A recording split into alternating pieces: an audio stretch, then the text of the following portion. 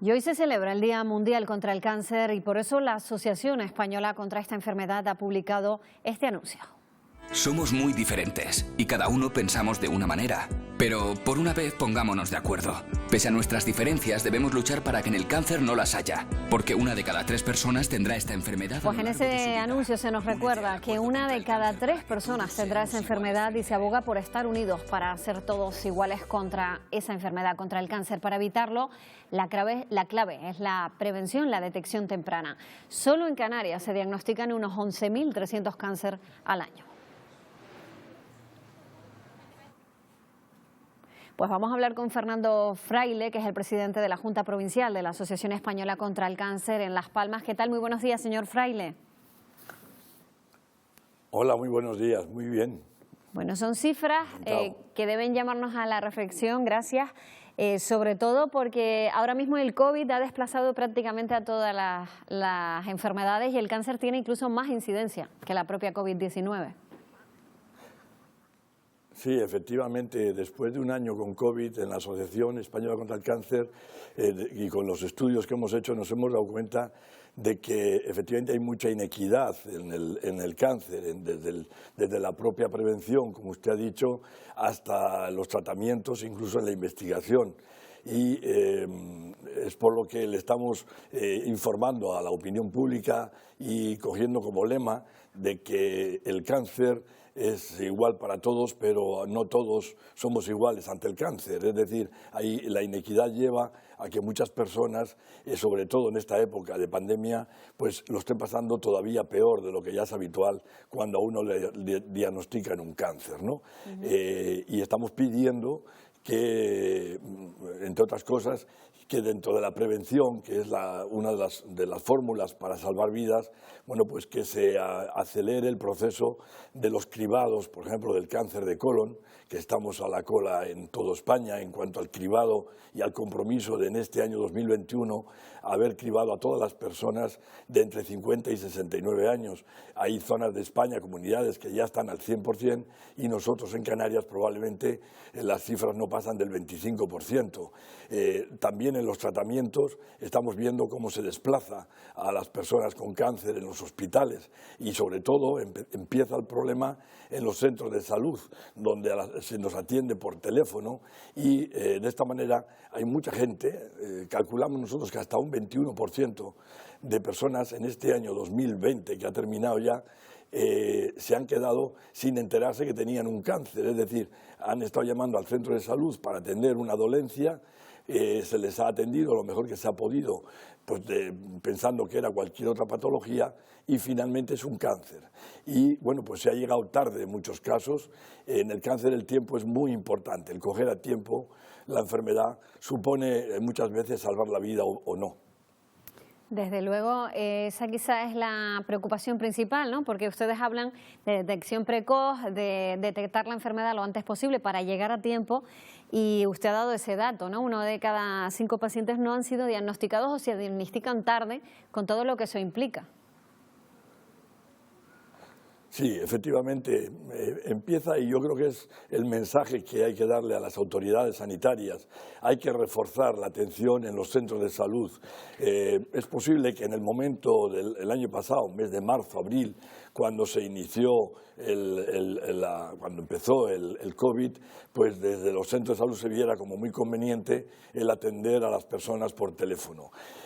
Bueno, eso quizás en un primer momento está bien, pero hay que tener en cuenta que el cáncer es una enfermedad muy grave, que en este momento está, como decía, siendo desplazada a pesar de que seguimos siendo la causa más grande de mortalidad en España y en el mundo, y que efectivamente es muy difícil diagnosticar un cáncer por teléfono. Por lo tanto, creemos que los cribados, por un lado, más la atención primaria por otro, detectando inmediatamente, tan pronto como sea posible, la enfermedad, hará que se salven muchas vidas y mucho sufrimiento. Luego está la parte emocional, ¿no? Hay un porcentaje muy alto de personas, casi la mitad, que se han sentido solos durante toda la pandemia, sobre todo quizá por esa situación de no poder recibir el acompañamiento habitual, ¿no? Por guardar las distancias, por no poder acudir a su médico directamente.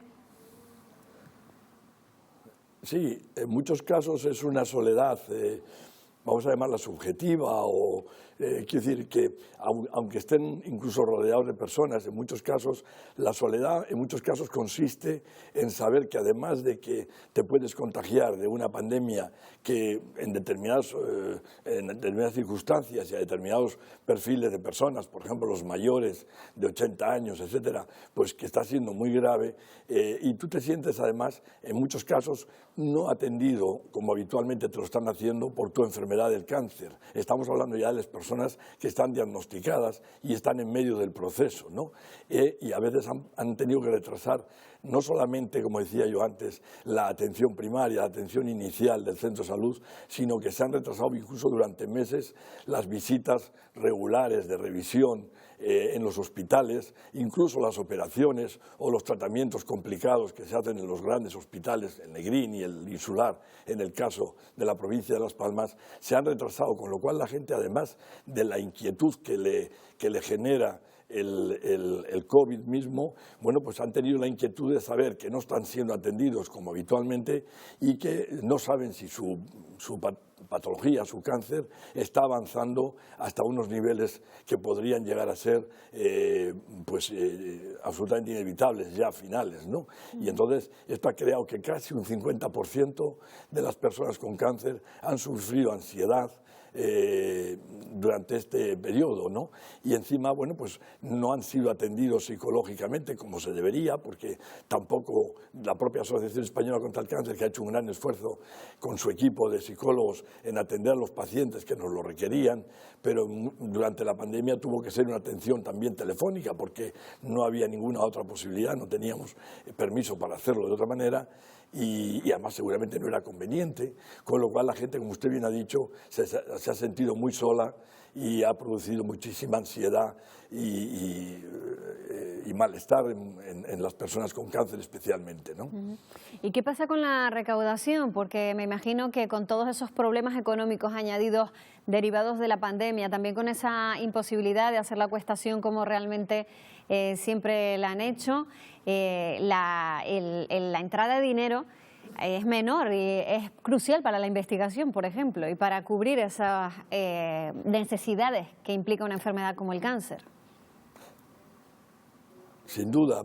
De todas maneras, empezando por lo último que usted ha dicho, hace menos de una semana, realmente, quiero recordar que fue el lunes de esta semana, se reunió el Comité Ejecutivo en Madrid de la Asociación Española contra el Cáncer y decidió que aunque los ingresos, obviamente, como usted bien dice, han sido inferiores a los que estaban previstos y en la investigación nosotros teníamos tasado en un 20% de todos los ingresos iban a la investigación, y no hemos podido llegar a la cifra que habíamos planteado en nuestro presupuesto inicialmente, va a salir el dinero de otras partidas para poder seguir investigando. Esa es otra de las peticiones que nosotros queremos hacer en el día de hoy a las administraciones públicas. España está prácticamente a la cola en Europa en el dinero invertido en la investigación contra el cáncer.